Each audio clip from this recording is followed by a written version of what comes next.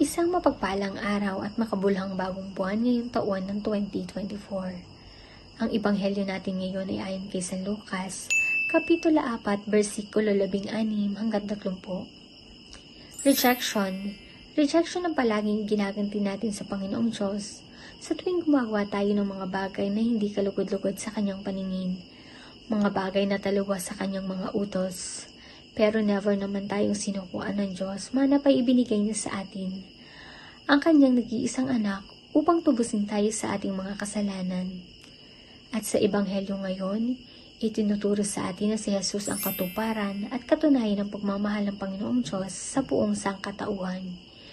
Ibinigay siya sa atin upang marinig ang kanyang mga salita na nagpapatunay at makakapag-satisfy sa ating mga pangangailangan. Nagturo siya para sa ating lahat, lalo't higit sa mga mahihirap. Pinagaling niya ang mga bulag at ipinakita sa mga nagbubulag-bulagan ang kahalagahan ng pananampalataya upang mas maunawaan at mapalalim ang kanilang pagtitiwala at ang ating pananalig sa Diyos.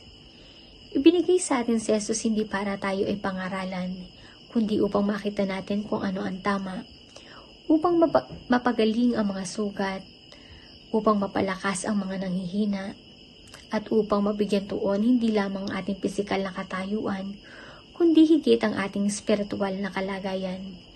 Kaya nga ibinigay ng Diyos ang tinapay ng buhay at ang mga salitang nagliligtas sa atin.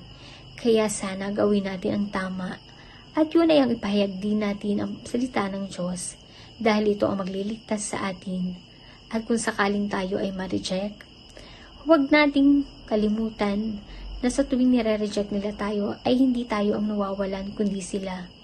At wag din sana tayong dadating sa punto na tatanungin natin ang sarili kung dapat ba nating tanggapin ang Diyos o i-reject siya.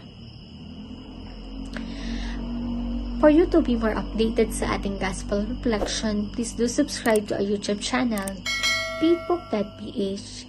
I-download ang Faithbook app or mag-visit and register sa www.faithbook.ph. See you again mga ka-faith friends. Don't forget, God first!